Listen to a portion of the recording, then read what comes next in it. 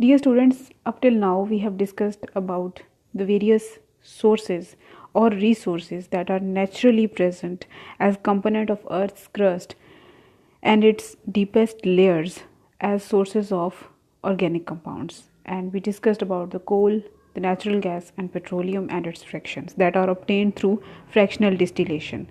Now we can also crack open the further of these fractions. For example, we need gasoline. We studied earlier in the previous video that gasoline is also obtained as petroleum fraction, and it is also known as diesel oil, and it is very high in demand. It is highly used and utilized as fuel in the high vehicles like buses and trucks, etc. So diesel is in high demand, but through fractional distillation, which is mostly used to obtain different fractions from petroleum, gasoline obtained is only 20%. But because of its high demand, we need to meet that, and then we increase its supply by converting the surplus or the extra components obtained from petroleum into our useful gasoline. For example, we can use kerosene oil or gas oil, and then we convert it into gasoline by the process known as cracking. Now let us define cracking. Okay students, this is the word definition. It's not definition. Mostly you write in exams, and I have observed it many times that students write the spelling as definition, which is wrong. It's definition, it's not definition. Okay, you will speak it like that and you will write it like that as I have written.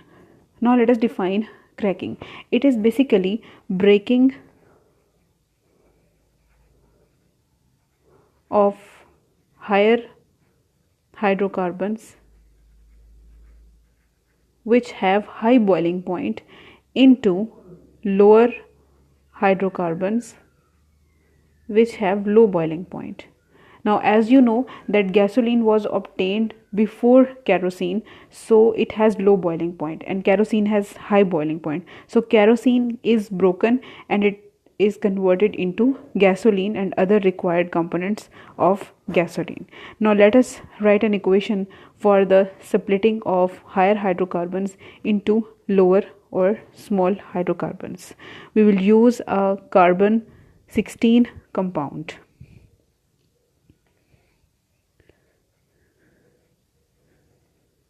In the presence of heat, that is a temperature of about 700 degrees centigrade, it is converted into gasoline.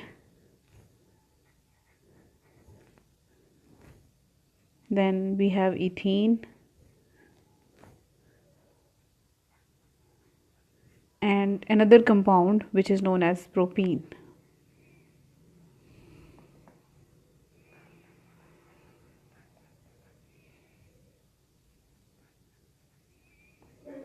Now when you break the higher hydrocarbons, they are converted into smaller hydrocarbons. The carbon-carbon chain or the carbon-carbon bond, which is present in all the organic compounds we studied yesterday, that carbon forms long chains with itself, and this property is known as catenation. Then this bond is broken down, and larger or higher hydrocarbons, they are converted into smaller hydrocarbons.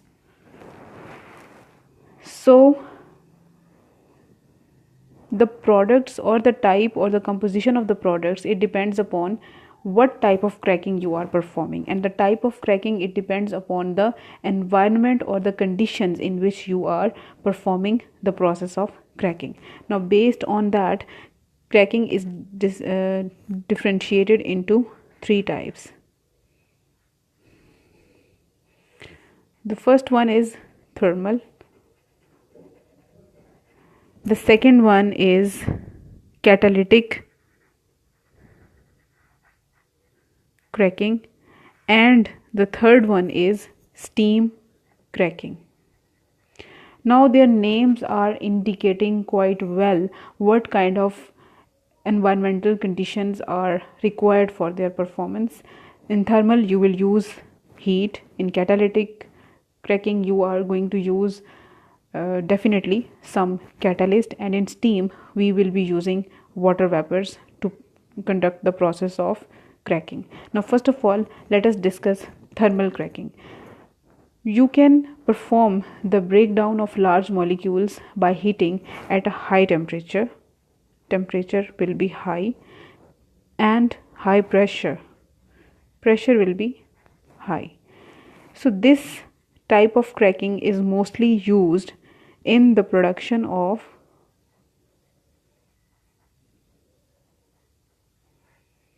unsaturated hydrocarbons.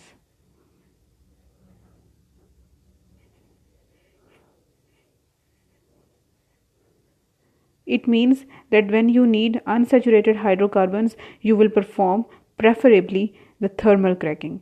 Now let us discuss catalytic cracking.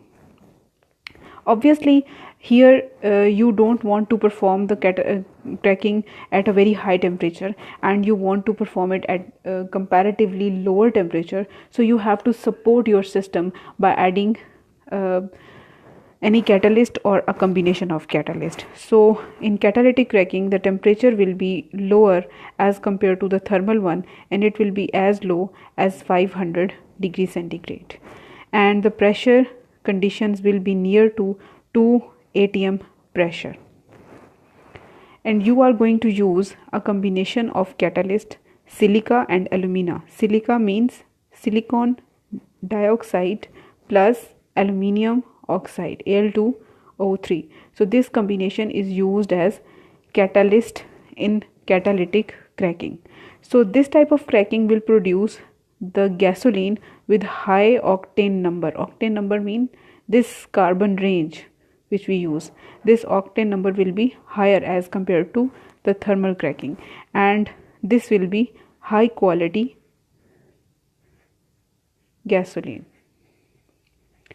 Now when it comes to steam cracking, obviously you are going to use steam or water vapors. So higher hydrocarbons, your hydrocarbons, they are converted into vapors phase, and then they are mixed with steam.